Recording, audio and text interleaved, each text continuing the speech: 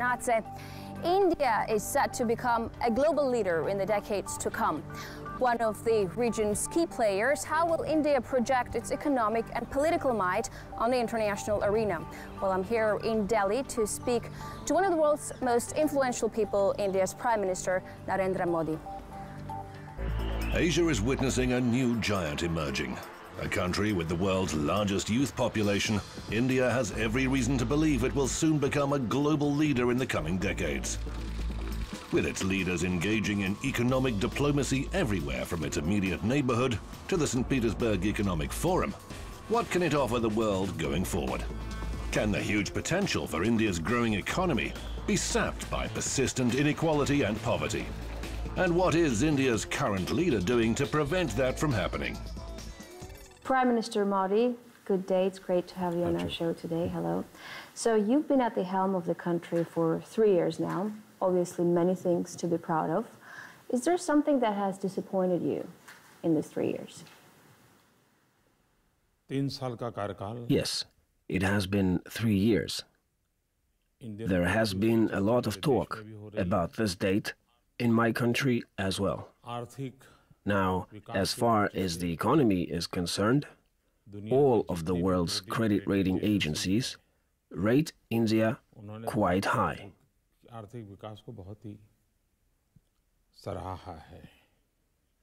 Throughout these 3 years, we have been working to make our dreams come true. People appreciate this. In a democratic country, if you have support of the people, this means your policy is right, and you are doing the right thing. Our slogan is, together with all, development for all.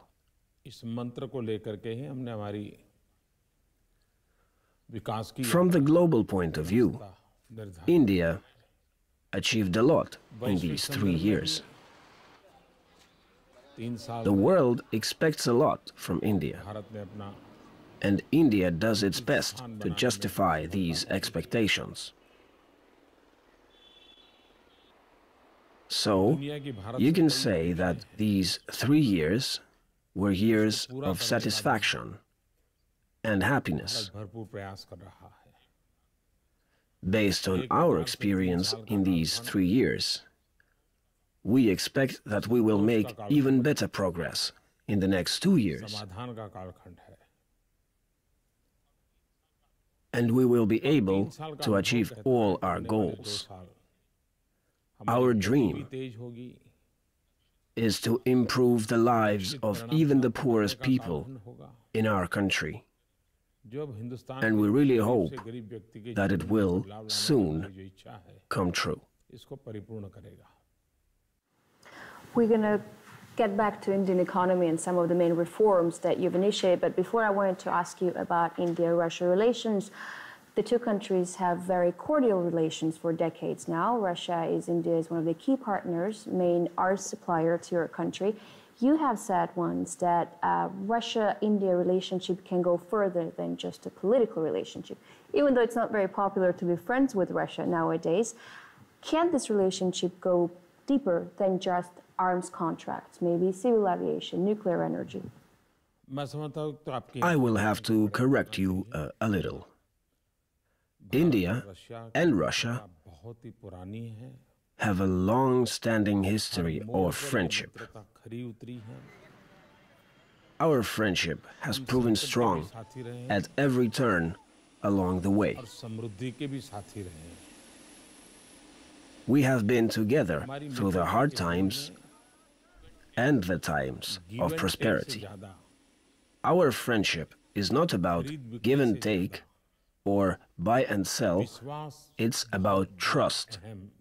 When we fight climate change, we do it together. When we fight terrorism, we do it together. We also work together to fight poverty in India. We work together in research and innovation, agriculture, and even crisis management. There is no area where India and Russia cannot come together and cooperate. Recently, in the state of Gujarat, we have organized the Vibrant Gujarat Investment Summit, and the Russian Deputy Prime Minister was there the whole time. He became involved in the economic development of the Gujarat state. So, our cooperation is really quite diverse. It is not exactly limited to arms trade. Prime Minister, I had a chance to talk to people here in Delhi before I interviewed you for a couple of days, and they view you as this great reformer. And some of the programs you've introduced, like Make in India, India, the startup country, those are, of course, the programs to make India a flagship of world innovation. You also tout the concept of self-reliance, this Swadeshi concept. Can the Indian economy be self-reliant in times of irreversible globalization? Today's world is very interconnected and interdependent. This is the age of technology. Technology reflects what is changing in the world. Technology is changing man into the new man, the network man. So many great changes have taken place. Today, with globalization and prospects of a global scale, we have only one path, and that is development. And India has made significant progress with that. Our top priority is a happy family. The whole world is one family.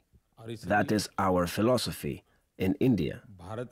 And this is the foundation of all progress in India. Society, the social aspect, is the focal point of economic development for us. We have to try harder to alleviate special conditions in the underdeveloped areas of our country.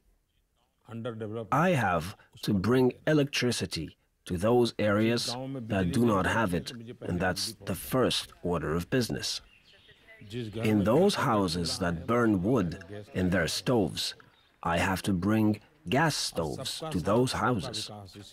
That is what we're doing. That is what the slogan is about, together with all, development for all. Our strength is that 65% of our population is under the age of 35. That's 800 million people. This is our biggest asset. It should help India and, in fact, the whole world. This is what we're doing. So despite a very significant economic growth, Indian society is still affected by stratification and inequality. Do you feel like this could hinder India's role as a main player in the world for the future? The whole world thinks today that the 21st century is the century of Asia. And many people think that India plays a big role in that. And I have no reason to argue with that if the whole world feels this way. Our country has a population of 1.2 billion people. We have traditions of thousands of years. We have great diversity, 100 languages, and 1,700 dialects. Our country is very diverse, and we do our best to help everybody achieve self-realization. This is the centerpiece of all of our plans. We want to develop together with every segment of our society. This is what our slogan means. together with all, development for all. We have been investing heavily to make sure that even the most poor people are included in the main economic process. We want both small villages and big cities to enjoy the same level of services.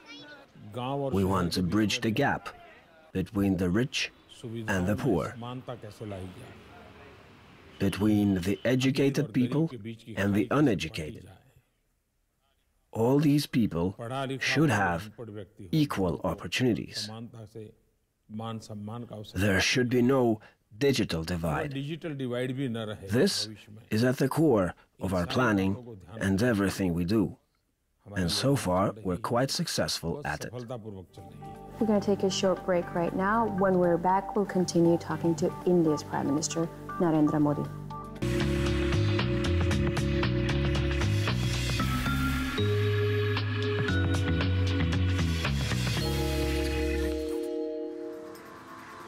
As India's might grows, fueled by economic gains, New Delhi must now face the dangers plaguing the region around it.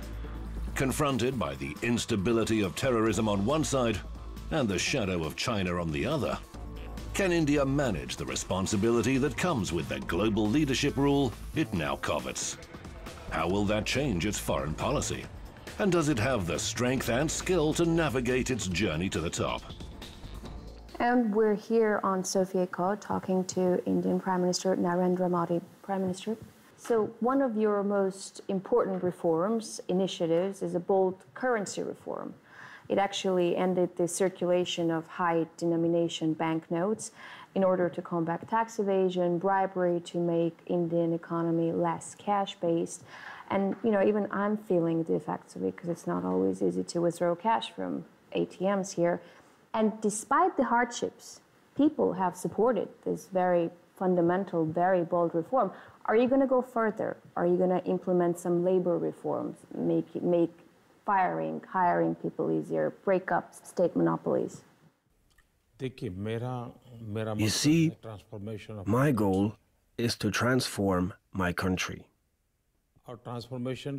And the transformation of my country involves reforming it.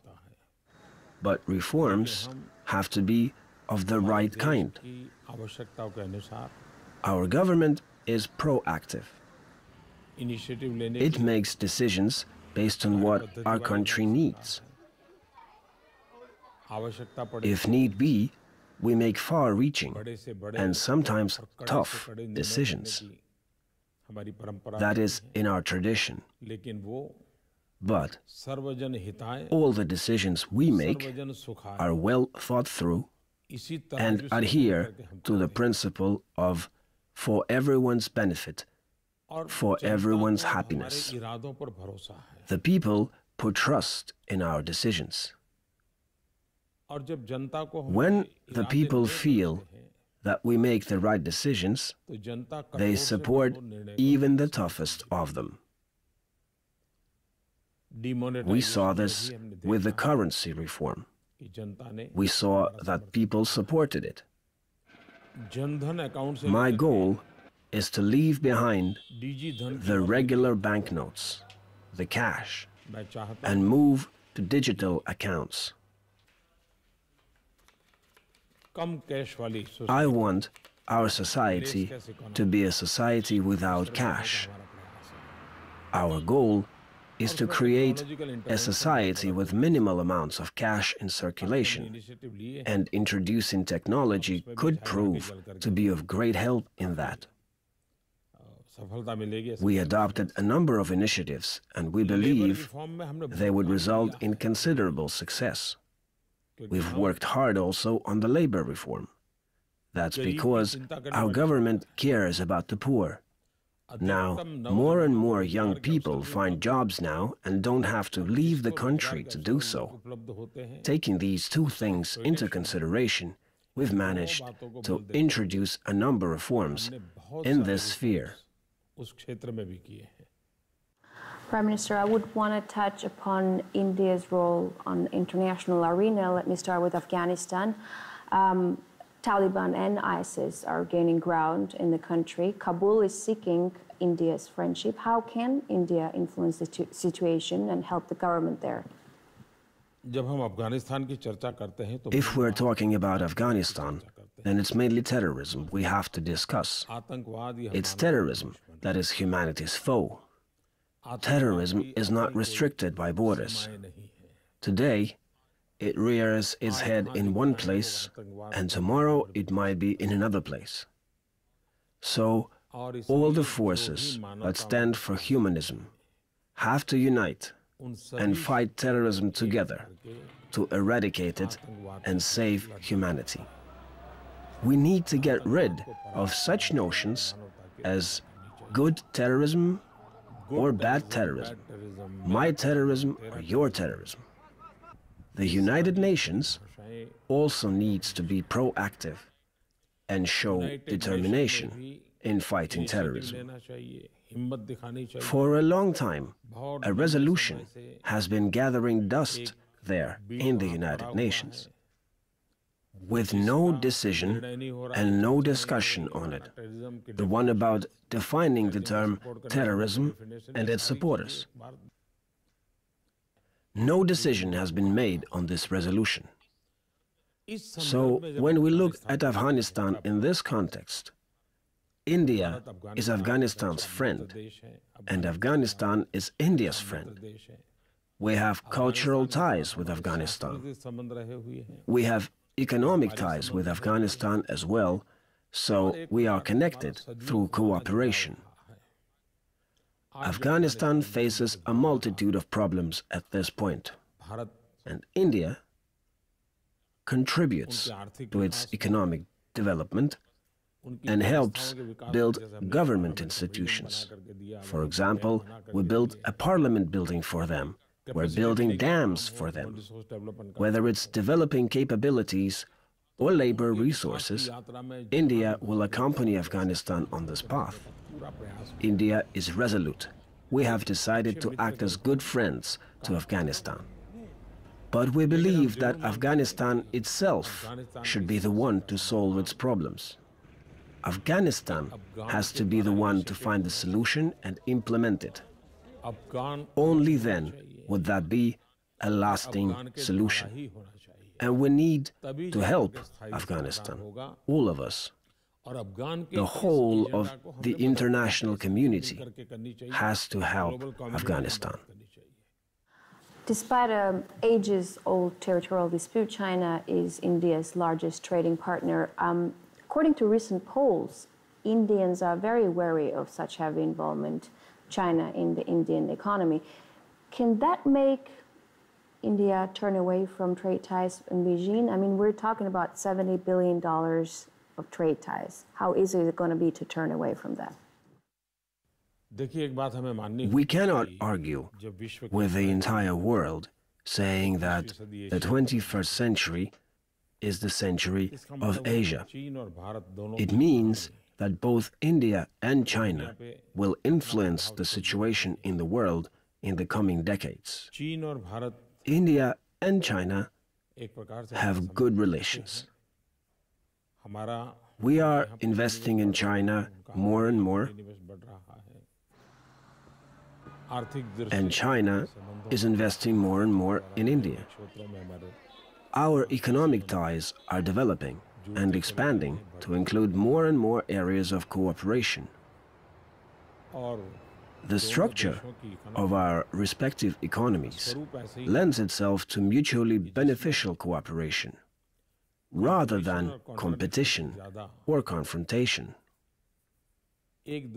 Knowing this constitutes our strength.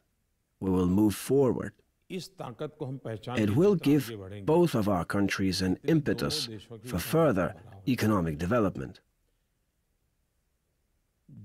They are interested in the things we are good at, and we are interested in the things they are good at. We could complement each other. Fully recognizing this, India intends to move forward.